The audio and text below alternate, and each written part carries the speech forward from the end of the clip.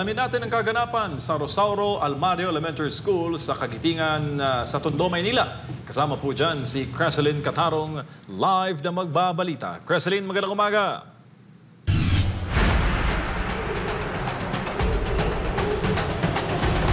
Magandang umaga, kapartner MJ, kapartner Admar, kapartner Master Judea. Dinagsa ng mga botante ang mga voting center dito sa Rosauro Almario Elementary School dito sa Tondo, Maynila. Pero bago tayo nagtungo rito ay inalam muna natin ang sitwasyon sa Dr. Alejandro Albert Elementary School dito pa rin sa lungsod ng Maynila. Maaga pa lang ay dagsa ng mga senior citizen at PWD sa Dr. Alejandro Albert Elementary School upang makaboto ng mas maaga at makaiwas sa siksikan. Isa sa mga dumating ng maaga ay si Aling Evangeline Damian, isang senior citizen na binigyang diin ang kahalagahan ng pagboto para sa kinabukasan ng bawat Pilipino.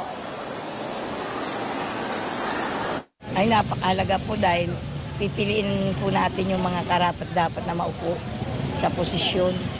Kasi alam mo naman ng gobyerno ngayon, di ba? Kaya dapat vote wise. Bilang senior citizen, kasi maaga kami na boboto, yun din, ganun din yung gagawin namin, piliin yung karapat-dapat na iboto.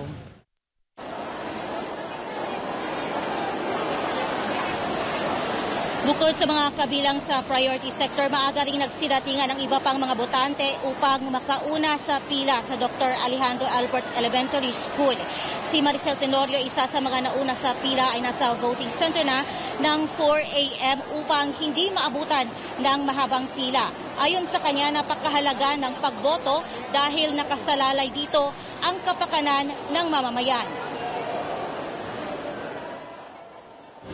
Siyempre, kailangan natin sa pagboto natin, kumbaga tayo magbe-benefits kung sino yung iboboto natin, di ba? Kailangan natin maging mapanuri sa ating mga iboboto.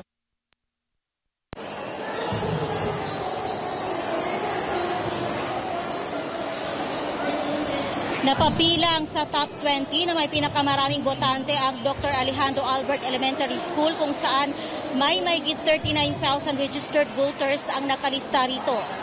Mga kapartner, samantala dito naman sa Rosauro Almario Elementary School sa Kagitingan Street, Tondo, Maynila ay nagsimula na ring dagsain ng mga botante ang mga polling precincts. Pangalawa sa may pinakamataas na bilang ng mga rehistradong botante ang Rosauro Almario Elementary School na may mahigit 46,000 voters. Ilan sa mga botante rito ay mas piniling gumamit ng COMELEC Precinct Finder upang malaman ng maaga kung saan eksaktong presinto sila boboto. Malaking tulong umano ito upang mapabilis ang proseso at makatipid sa oras. Kahit na marami ang tao na nanatiling maayos ang takbo ng botohan sa ground floor, may mga COMELEC representatives na nakaantabay upang gabayan ang mga botante. Bukod dito, mayroon ding special task force para sa early voting hours upang masigurong maayos at mabilis ang pagboto ng mga kabilang sa priority sectors. Mga kapartner, may sektor ng mga botante na binibigyan ng prioridad. No? Ito yung mga nagdadalang tao, senior citizens at PWDs.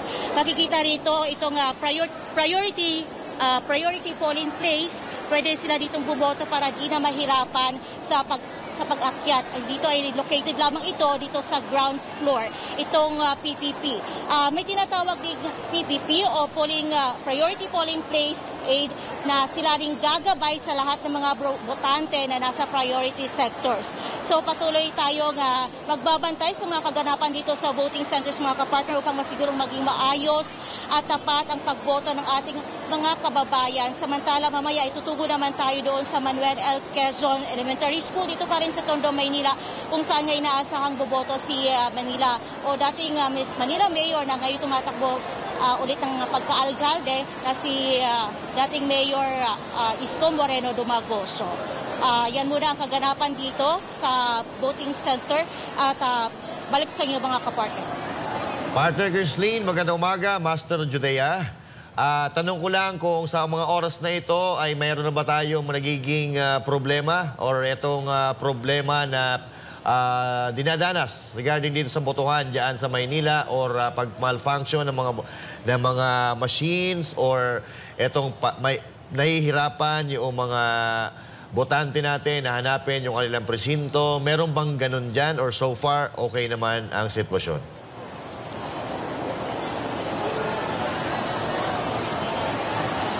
Sa mga oras na ito mga kapartner Judean, maayos naman ang takbo ng halalan dito, ang pagboto ng ating mga botante dito sa lungsod ng Maynila, dito nga sa paaralang ito.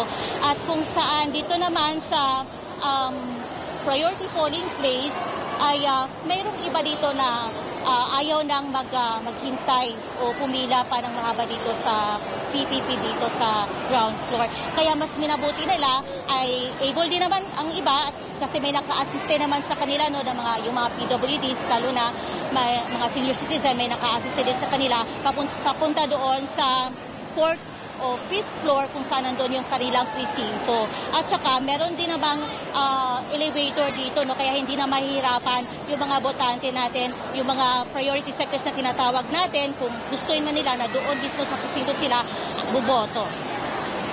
Partner Creseline, papansin namin sa iyong mga likod, ang mga lolo't lola naiinitan, mukhang mainit ang panahon dyan. Naka-standby ba ang mga first aid sakaling may mga insidente ng pagkahimatay at mga emergency?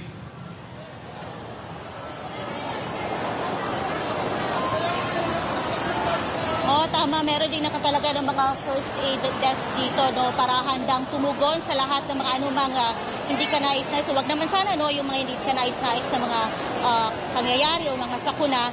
So, lahat naman dito, yung mga priority sectors natin, no, itong mga PWDs, senior citizens, tsaka yung mga kababayan nating nagdadalang tao, no, ay meron namang naka-assist sa kanila. Meron din naman, lalo na yung mga PWDs at senior citizens, may kamag-anak silang kasama na nag-a-assist sa kanila, no.